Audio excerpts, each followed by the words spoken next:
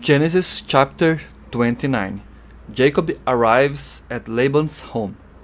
Jacob continued on his way and went toward the land of the east. Suddenly he came upon a well out in the fields with 3 flocks of sheep lying around it. The flocks were watered from this well, which had a large stone over the opening. Whenever all the flocks came together there, the shepherds would roll the stone back and water them. Then they would put the stone back in place. Jacob asked the shepherds, "My friends, where are you from?" "From Aram," they answered. He asked, "Do you know Laban, grandson of Nahor?" "Yes, we do," they answered.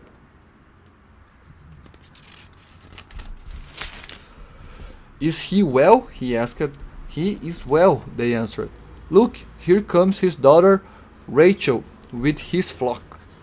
Jacob said, "Since it is still broad daylight and not yet time to bring the flocks in, why don't you water them and take them back to pasture?"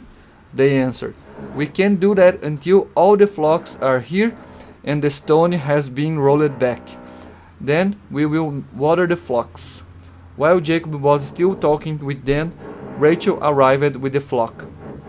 When Jacob saw Rachel with his uncle Laban's flock, he went to the well, rolled the stone back, and watered the sheep.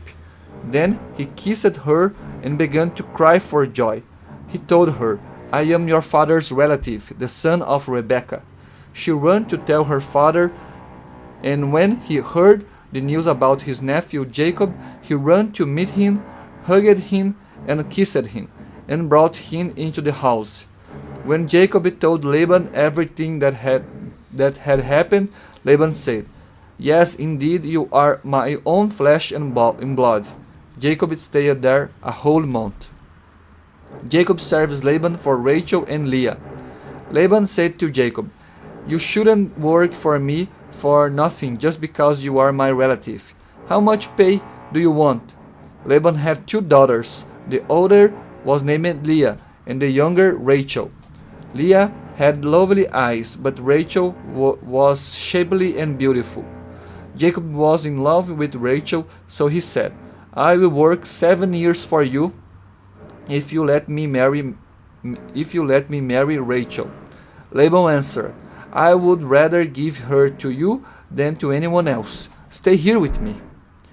Jacob worked 7 years so that he could have Rachel, and the time seemed like only a few days to him because he loved her. Then Jacob said to Laban, "The time is up. Let me marry your daughter." So Laban gave a wedding feast and invited everyone. But that night, instead of Rachel, he took Leah to Jacob, and Jacob had intercourse with her. Laban gave his slave woman Zilpah to his daughter Leah as her maid. Not until the next morning did Jacob discover that it was Leah. He went to Laban and said, "Why did you do this to me? I worked to get Rachel. Why have you tricked me?" Laban answered, "It is not the custom here to give the younger daughter in marriage before the older. Wait until the week's marriage celebration are over, and I will give you Rachel. If you will work for me another 7 years." Jacob agreed, and when the week of marriage celebrations was over, Laban gave him his daughter Rachel as his wife. Laban gave his slave woman Bilhah to his daughter Rachel as her maid. Jacob had intercourse with Rachel also, and he loved her more than Leah. Then he worked for Laban another 7 years. The children born to Jacob. When the Lord saw that Leah was loved less than Rachel, he made it possible for her to have children, but Rachel remained childless. Leah became pregnant and gave birth to a son. She said, "The Lord has seen my trouble, and now my husband will love me."